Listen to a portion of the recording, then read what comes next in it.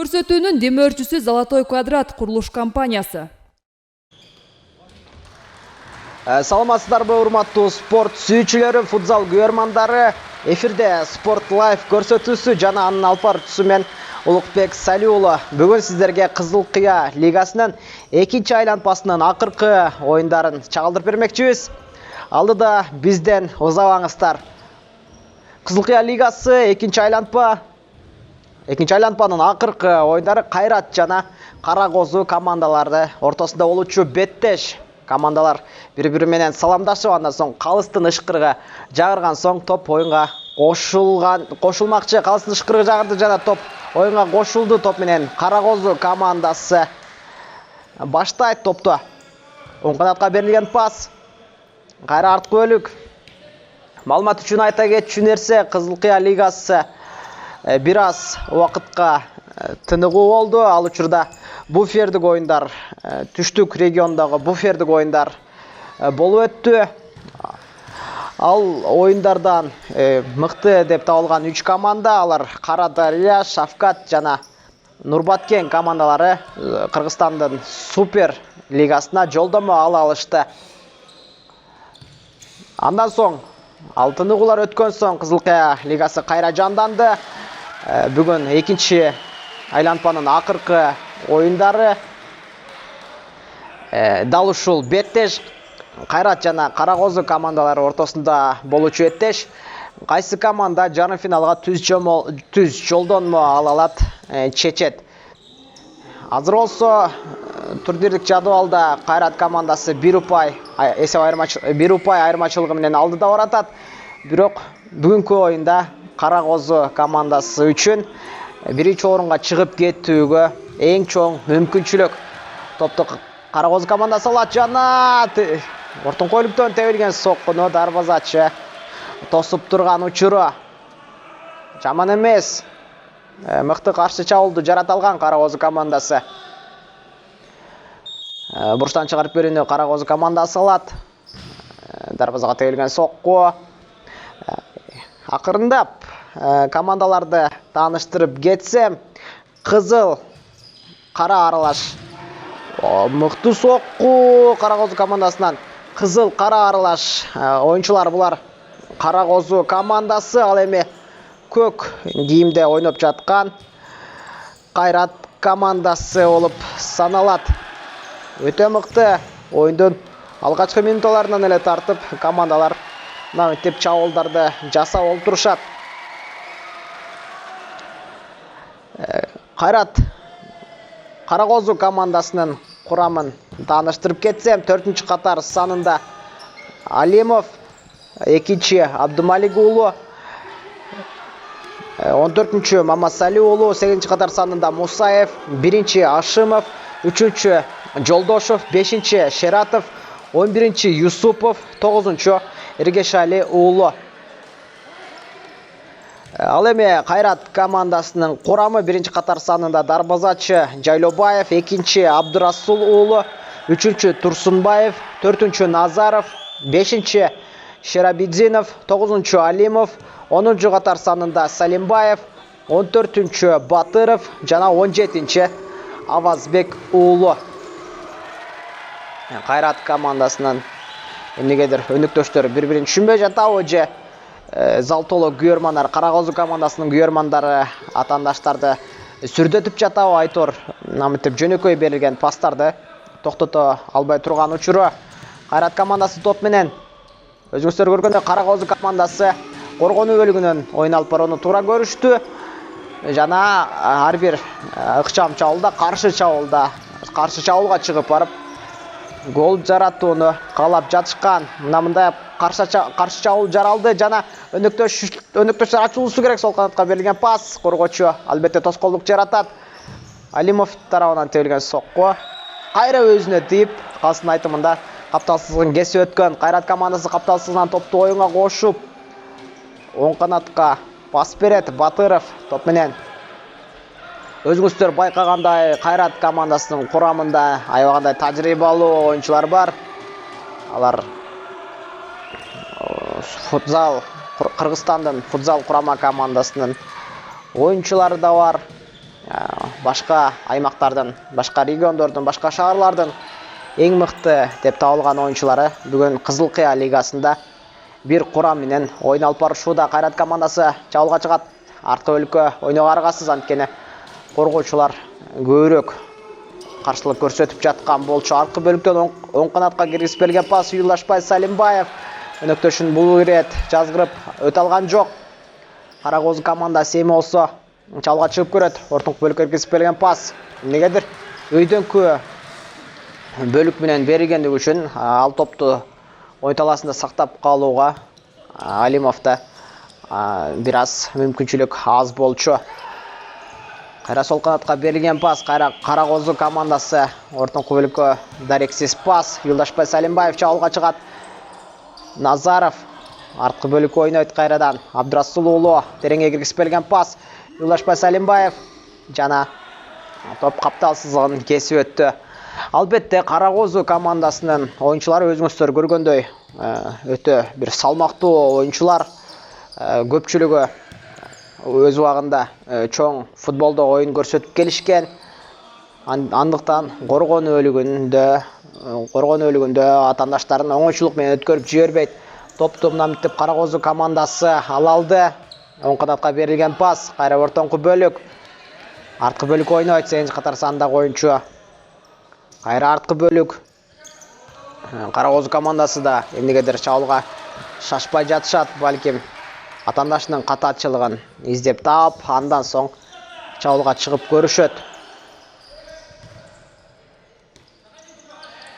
Экинчи айлантпанын акыркы оюндары Телекке каршы буга чейинки оюндарда Ардус жана Бам командалары өз ара беттешип, бул турдагы акыркы оюнун ойноп калышты. Албетте ал командаларга да кийинки турнирлерде ийгилик каалайбыз. Албетте мындан ары ошол ишемби, жекшемби күндөрү дал ошол Газпром спорт комплексинде Кызыл Кыя шаарында Кызыл Кыя лигасынын К-лиганын плей-офф баскычы болмокчу. Кара Козу командасынан мыкты чабуул, мыкты тебилген сокку, албетте Жайлобаев аны оңойчулук менен эле кармап кала алды. Өзүңүздөр көргөндөй зал толо күйөрмандар Кара Козу командасынын күйөрмандары, анткени дал ушул Кызыл Кыя шаарындагы Газпром спорт комплекси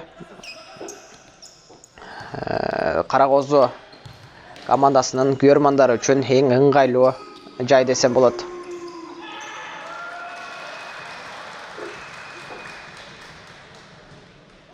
Байкаганыбызча оюндун темпи өтө деле жогору болгон жок.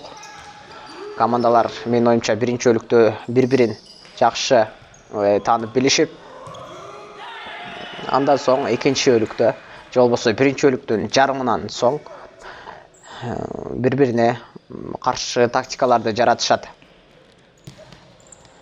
Кара Козу командасы чабуулда Кайрат Кара Козу командасынан топ жоготу жана Кайрат командасы кайрадан топту алып оюнда үстөмдүк кылууну улантышат. Ортоңку бөлүккө Юлдашбай Салимбаевга киргизип берилген пас, кайра арткы бөлүк Назаров, арткы бөлүк ойнойт Шерабидинов, арткы бөлүк Абдырасул уулуна, кайра Шерабидинов.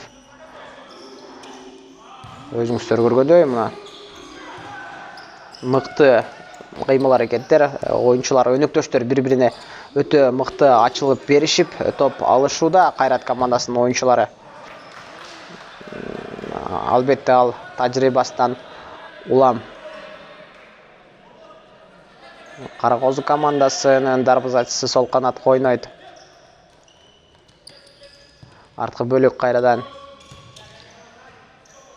алдыңкы бөлүккө киргизип берген пас жана Кара Козу командасынан сокку Алимов. Бул голдун автору Алимов болду, бирок бул пасты жеткирип берген Мамасали уулу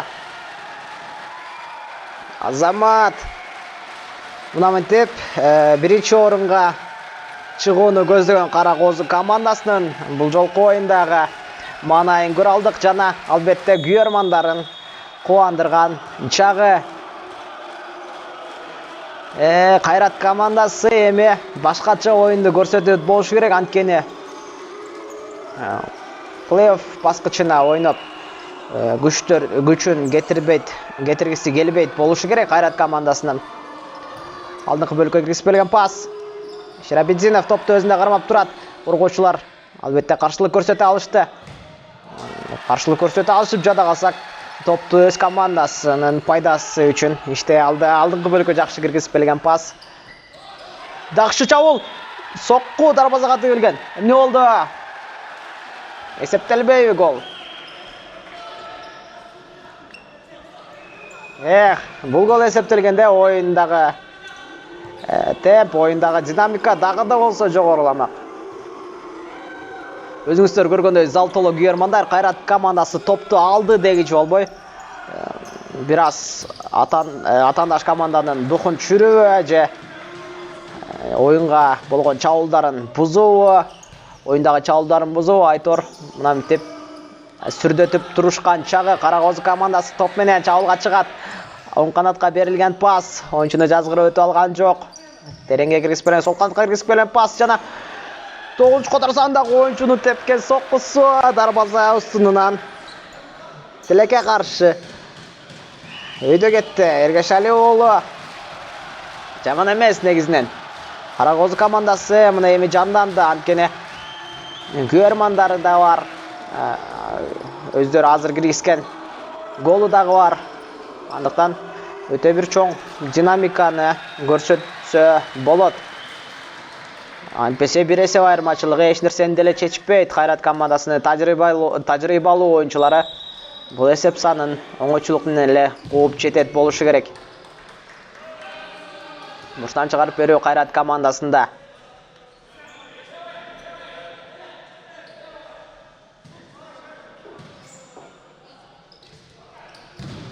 Ширабидзинов тарабынан тебилген соккуга коргоочулар албетте топту чыгарып кете алышты.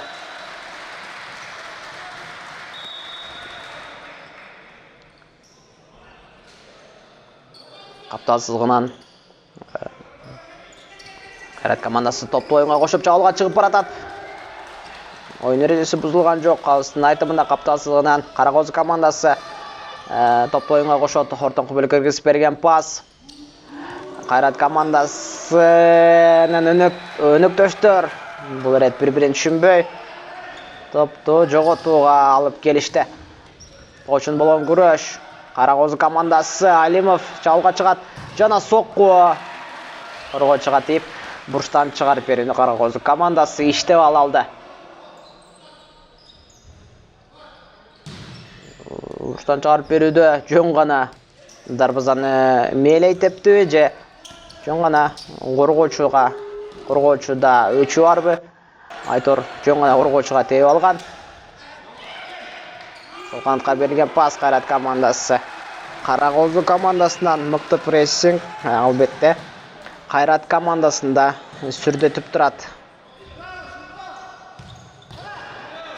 Себеби футзалдагы прессинг чоң оюн талаасындагыдан айырмаланып өтө бир чоң басым болот. Ал басымдан чыгуу ар бир эле команданын мүмкүнчүлүгү жок. Турнирдик жадыбалды эсиңиздерге сала кетсек, 18-нчи турдан кечиресиздер, 17-нчи турдан кийинки турнирдик жадыбал мындай болчу. Биринчи катар саны менен биринчи орунда Кайрат командасы 38 упай менен келаткан. Ал эми экинчи орунда Кара Козу командасы 37 упай менен бир гана упай айырмачылыгы менен артта келаткан. Үчүнчү орунда Полигон командасы 29 упай менен келаткан. Төртүнчү орунда Байчүм командасы, 5-нчи орунда Альфа командасы 25 упай менен, 6-нчы орунда Дружба 17 упай менен, 7-нчи орунда КЛФ командалары 12 упай менен келаткан. Ал эми 8 жана 9 орунду ээлеп калган Ардус жана БАМ командалары бул турнир менен кош айтышты. Эгерде азыр Кара Козу командасы жеңишке жетишсе, ушул эсеп айырмачылыгы менен жеңишке жетсе, анда Кайрат командасы плей-офф баскычта оюн көрсөтүп калышат.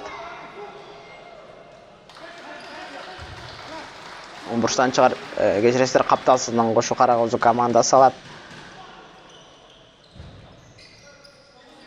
Алдыңкы бөлүккө киргизбелеген пас ортон көйлүктөн. Жакшы чабуулга чыкпак, эгерде өнүктөшүнө пас жеткенде. Тилекке каршы андай болгон жок. Сол канатка берилген пас. Юлдашбай Салимбаевга калтырды Батыров топту. Сол канатка ойнолгон. Кайра Юлдашбай Салимбаев. Арткы бөлүккө ойнойт Назаров менен Батыров. Ортон көйлүккө Юлдашбай Салимбаевга киргизип берген жана топту Кара Козу командасы алып каршы чабуулга чыгат. Оюн эреси бузулду бул ирет. Батыров оюнчуну кулатып коюуга аргасыз болду, анткени бул оюнчу чыгып барып, албетте 15-катар сандагы 5-катар сандагы оюнчу Шератов жөн гана барып дарбазага сокку жолдоп гол жаратып коймок. Эсеп айырмачылыгын дагы да болсо узартып коймок. Кара Козу чабуулда сол бут менен жөнөтүлгөн сокку. Жайлобаев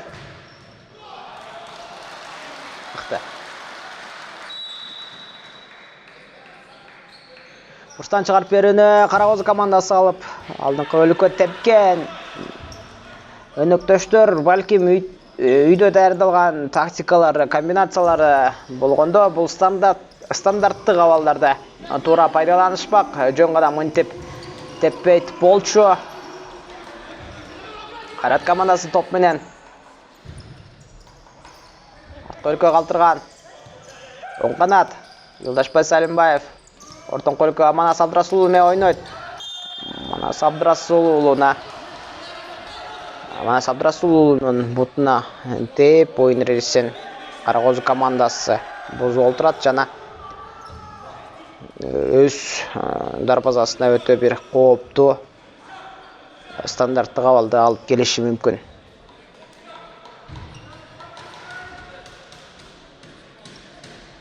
Топ алдында бул топту Юлдашбай Салимбаев дебет.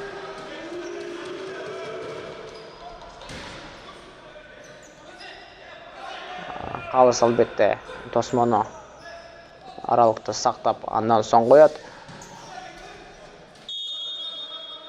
5 метрден тосмо, сол канатка берилген, оң канатка берилген пас. Батыров жана Юлдашбай Салимбаев тарабынан эки оюнчунун бир аз байланышы окшошкон жок. Менин оюмча бул өтө кооптуу. Азыр Кайрат командасынын дарбазачысы Жайлобаев өтө кооптуу катачылык кетире жастады. Арткы бөлүккө Кайрат командасы алат. Манас Абдрасулуу мамтип топту жазгырып өтүп тепкени коргоочулар мүмкүнчүлүк жараткан жок. Ал эми тайм-аутту бул рет Кара Козу командасы алып, бир аз тыныгуудан соң оюнга кайтышмакчы.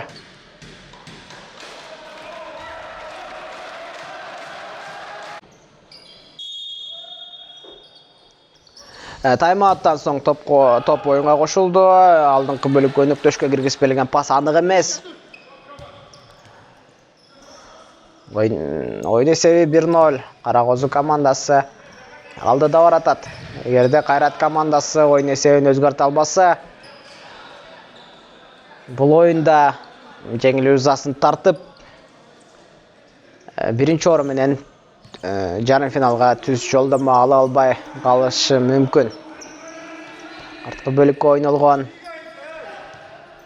Кайра оң канат, сол канатка жеткирип берилген пас. Абдрасулуу жана Юлдашбай Салимбаев. Кайрат командасы өзүңүздөр көргөндөй чабуулга шашпай жатышат.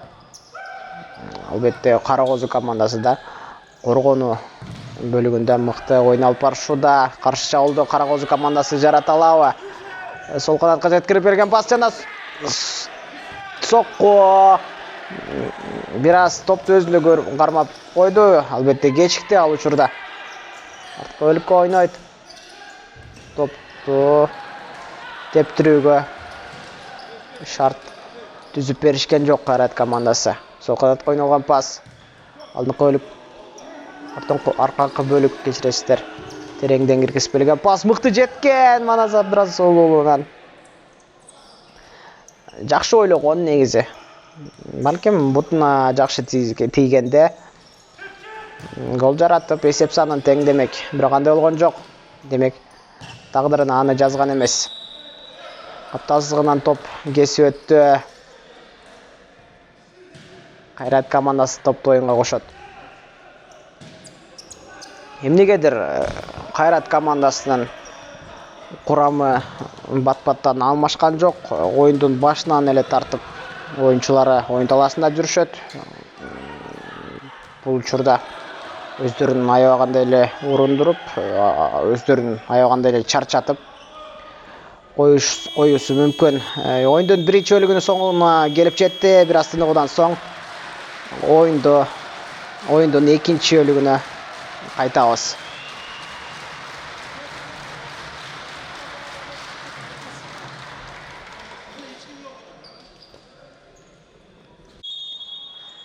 Oyunun ikinci bölümüne de start verildi. Kayrat komandası biraz başkaça tep менен, başkaça dinamika менен oyundu başta olturat. Sebebi esep sаны oyunca артта бараткан дал ушул аракеттер, дал ушундай oyun Кайрат командасына керек. Ал эми Кара Козу командасы коргонуу бөлүгүнөн катачылык кетирбеши керек. Себеби дегенде эсеп айырмачылыгы менен алдыда баратышат. Эгерде коргонуу бөлүгүнөн жаңылыштык кетиришсе, дарбазаларына гол өткөрчү жери эсеп саны теңделип, андан кийинки оюнду алып баруу Кара Козу командасы үчүн кыйынга турат. Кайрат командасы топ менен алдыңкы оң канат, арткы бөлүк кайрадан Назаров Дашпай Салимбаевга пас берген, бирок Дашпай Салимбаев ал топту оюн талаасында сактап кала алган жок.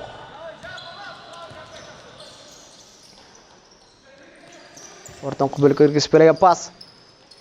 Каршы чабуулга Кайрат командасы чыгат жана Батыров өнөктөшүнө берген учурда Алимов коргоочу мыкты баш менен дарбазадан сырткары тээп сүзүп жибере алды.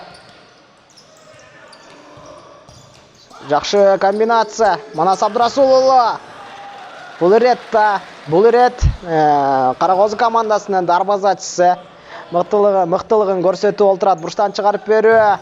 Кайрат командасында Батыров тарабынан тебилген сокку дарбазадан алдаганча өйдө кетти. Алдыңкы бөлүк тереңге киргизип берилген пас, топ жоготуу. Кайрат командасы чабуулга чыгат. Оң канатка берилген пас, кайра арткы бөлүк Юлдашбай Салимбаев.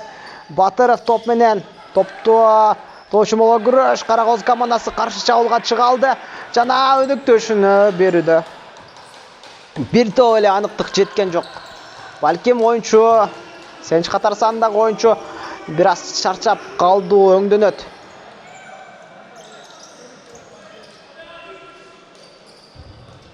Арткы бөлүккө Кайра Козу командасы ойнойт. Ортоңку бөлүккө киргизип берилген пас анык эмес. Топту Кайрат командасы алып кала алды.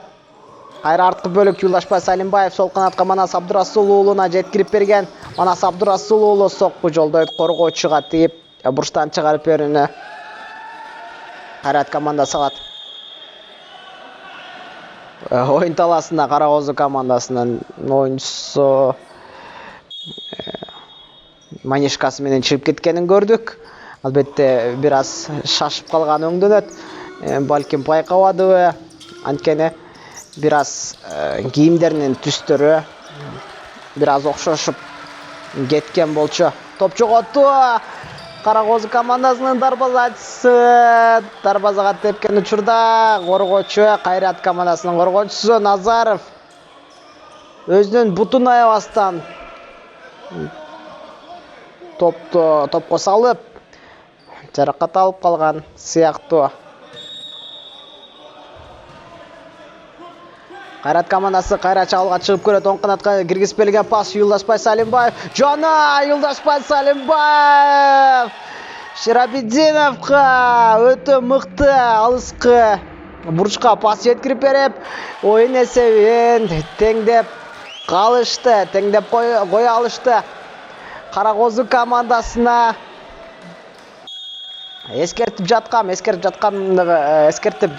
уккан жок, бирок кантсе да Карагозы командасына мындай жагдай, мындай оюн керек эмес болчу. Эми болсо эсеп санын кайра өзгөртүү Карагозы командасына алда канча кыйынга турат.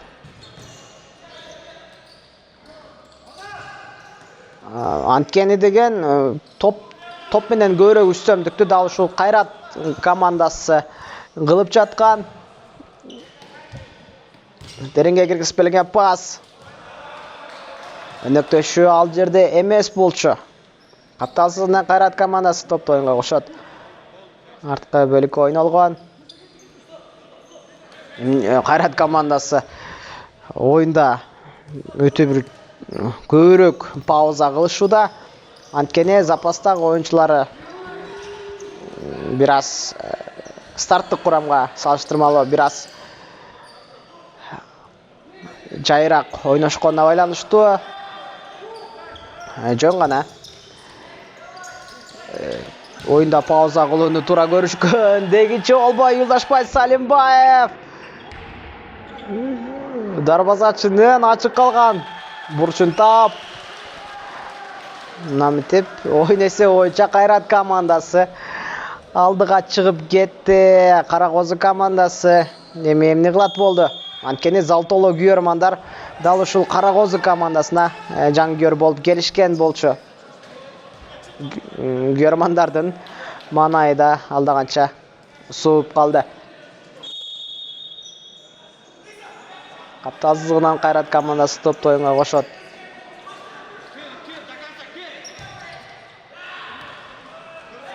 Алдыңкы бөлүккө жөн гана тээп коюуга аргасыз. Карагозы командасы каршы чабуулга чыгат. Оюн эсебин теңдеши керек Карагозы командасы. Капталсыздан кошуп берүү. Оң канатка берилген пас. Неге сүрдөбөш керек Карагозы командасынын оюнчулары. Күйөрмандарда залда Карагозы командасыныкы.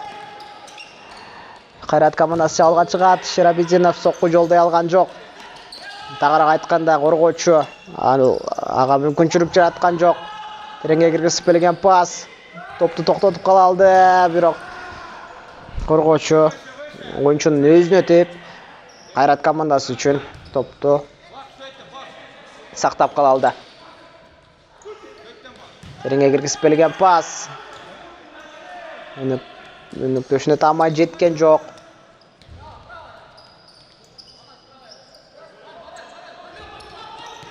Топ жоготу кайрадан Кайрат командасы чабуулга да чыга алган жок. Анткени оюнчулар өтө чарчап калган сыяктуу.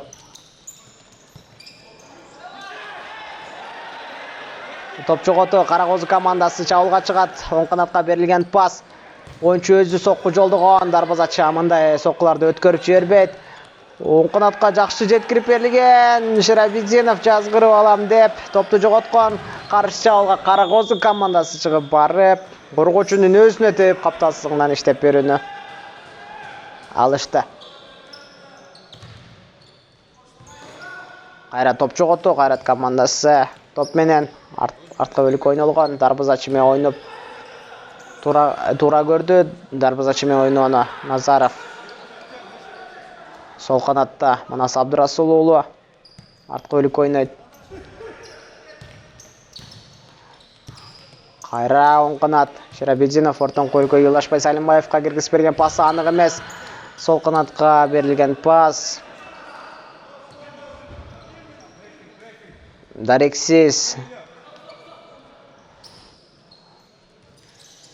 Кайра артқы өлік Қайрат командасы. Мықты пас, Юлдашбай Салимбаев, ортын қолыққа Батыров қойны, жана Юлдашбай Салимбаев қайра өзі алып барып, Назаров. Бексұлтанға пас беріп, намытып, есеп санын. Есеп айырмашылығын дағы да осы өзгөртіп олтырады. Бірақ қайтса да тажрыйба, анткени бұл ойыншылар көптөн бери чоң ойношот. Көптөн бери бири-бирин билишет, андыктан мындай ойынды көрсөтүү жакшы эле көрүнүш. Тайм-аут. Тайм-ауттан соң топ оюнга кошулду. Эсеп саны 3-1. Карагозу командасында эмнегедир биринчи бөлүктөгүдөй манайы жок. Эмнегедир чабуулдары да окшошпой жатат. Жакшы, мыкты мүмкүнчүлүк, сокку. Дарбаза устунан атып. Бул жолку омат Карагозу командасында эмес экендигин далилдеп кетти көрүнөт. Анткени оңой мүмкүнчүлүк. Кайра чабуулда. Кайрат командасы жана Шерабидзинов дарбазачыдан ачык калган жайын таап жер менен көздөй деп эсеп айырмачылыгын кайра өзгөртө алды.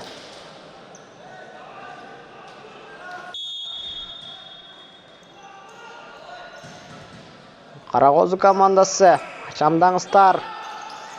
Oyun бүтөрүнө дагы да болсо убакыт бар.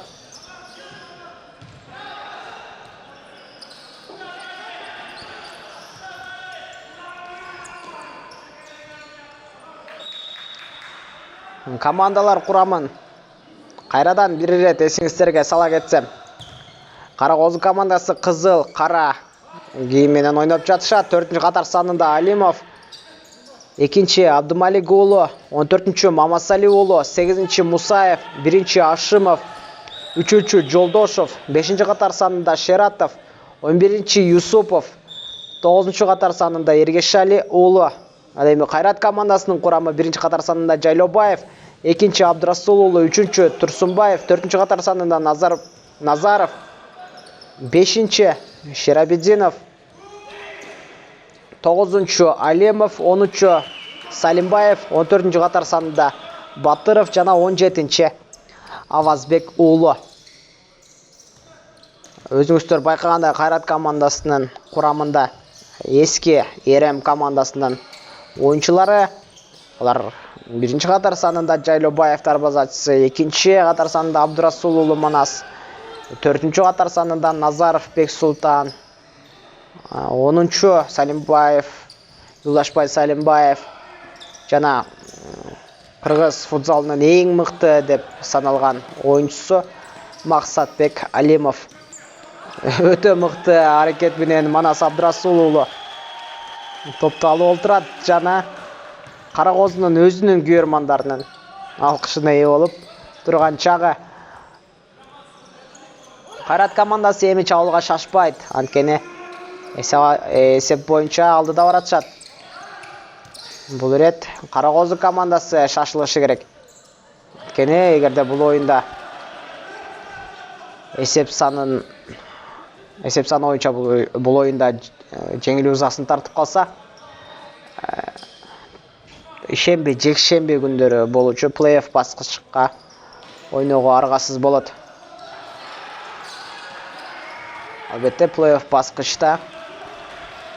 баскычта да мыкты делген командалар бар. Ал жактан утуп чыгуу оңойго турбайт Карагозу командасына. Андыктан эсеп санын өзгөртүшү керек. Карагозу командасы топ менен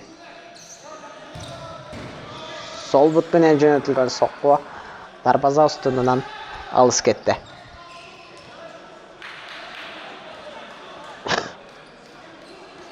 Капталсызгынан кошу артка өлүк ойнолгон. Дагы бир сокку. Негедир оюн темпи кайра басаңдап калган сыяктуу. Анткени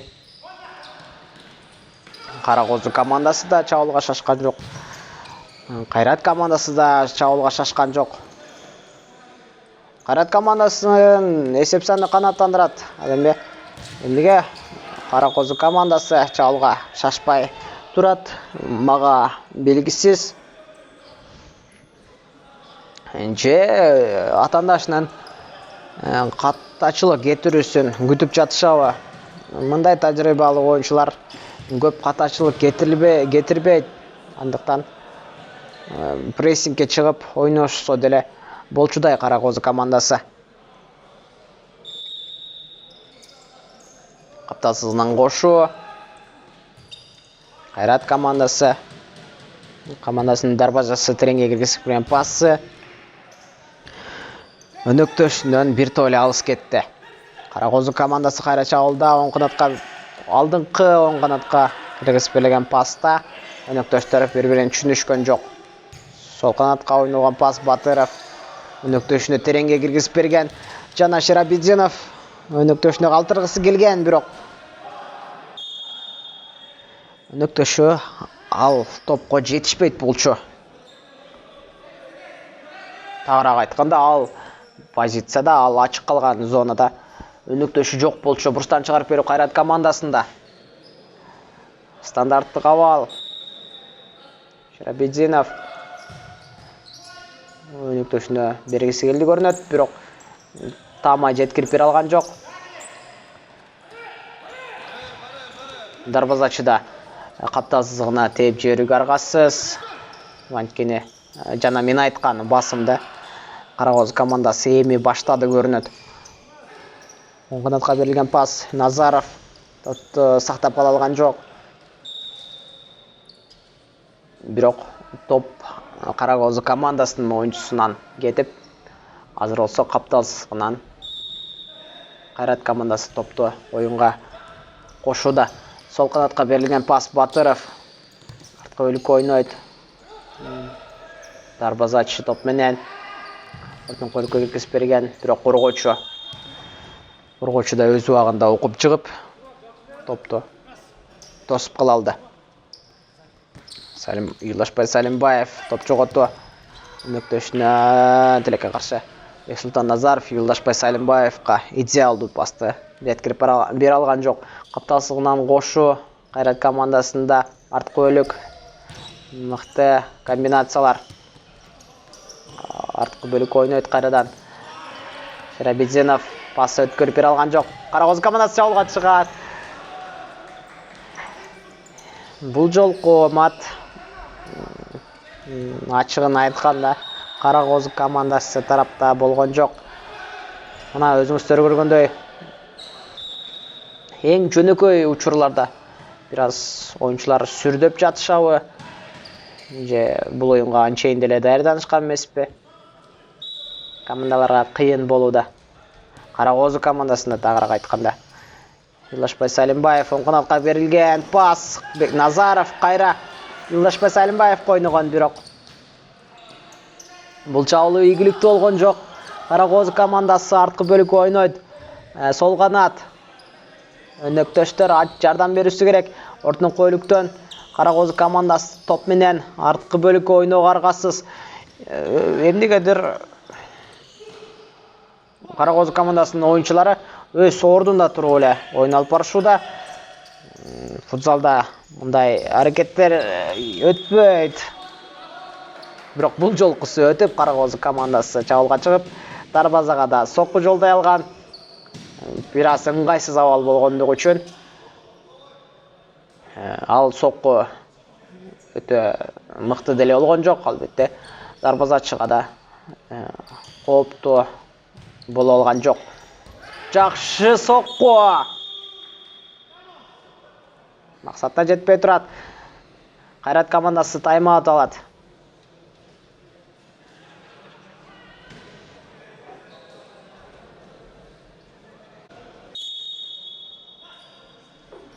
Тайм-ауттан соң топ оюнга кошулду.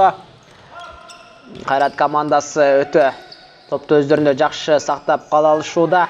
Назаров сол канатка ойногон Абдрасул уулу Юлдашбай Салимбаевка жакшы өткөрүп берген.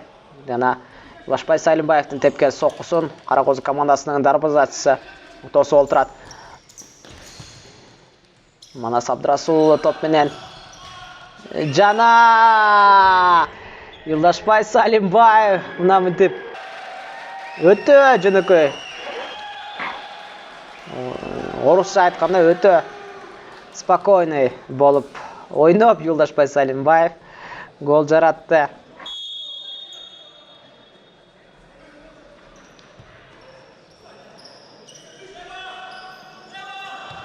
Оң канатка берилген пас. Кара Козу командасы эми эсеп санын мен оюмча өзгөртө албайт. Себеби оюн бүтөрүнө саналуу минута, саналуу секундалар гана калды. Демек, плей-офф баскычта Кара Козу командасы ойнойт, ал эми Кайрат командасы жарым финал оюндарына түз жолдомо ала алат. Кайрат командасы топ менен дагы да болсо үстөмдүк кылышууда. Оң канатка берилген пас. Арткы бөлүк ойнойт Юлдашбай Салимбаев, Манас Абдрасулов менен кайра Юлдашбай Салимбаев. Шерабидзиновго жакшы жеткирип берген, бирок топ жоготу Кара Козу командасы. Бул чабуулду өз максатына жеткире алышкан жок.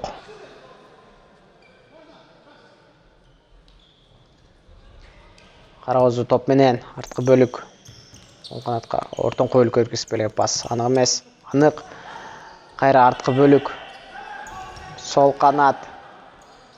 Өнөктөштөр ачылуусу керек. Жок дегенде бир гол. Бир гол жаратышы керек Кара Козу командасы. Тереңге киргизип берген пас. Кайра ортон койлук сол бут менен дарбазага жөнөтүлгөн сокку.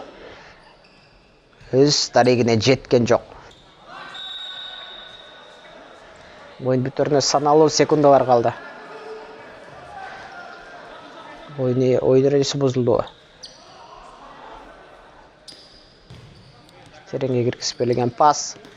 Манас Абдрасулов өнөктөшүнө жеткирип бере алган жок, бирок кантсе да Назаров өз жайында болгондугу үчүн топко ээлик кыла алган, бирок кайра топту жоготкон болчу. Кара Козу командасы чабуулда. Сол канатка берилген пас жана сокку. Бул жолкусунда ишенимдүү түрдө айта алам. Бул оюндагы омат анык Кара Козу командасы тарапта болгон жок. Оюндун акыркы секундаларында мына мынтип Кара Козу командасы бир гол жаратты, эсеп санын бир аз болсо да кыскарта алды. Бирок бул эч нерсени чечпейт. Бул жолку гол эч нерсени чечпейт. Акыркы секундалар. Арткы бөлүк ойнойт, дарбазачынын тепкен тобу жана калыстын финалдык ышкырыгы жаңырып, жарым финал оюндарына Кайрат командасы түз жолдомо ала алды. Ал эми Кара Козу командасы плей-офф баскычта оюн көрсөтүшөт. Ал эми сиздердин кызматыңыздарда мен Улукбек Сали уулу жана кесиптешим Алтымыш Жантемир уулу болдук. Кийинки чыгарылыштардан көрүшкөнчө сак саламатта болуңуздар. Көрсөтүүнүн демөөрчүсү Золотой квадрат курулуш компаниясы.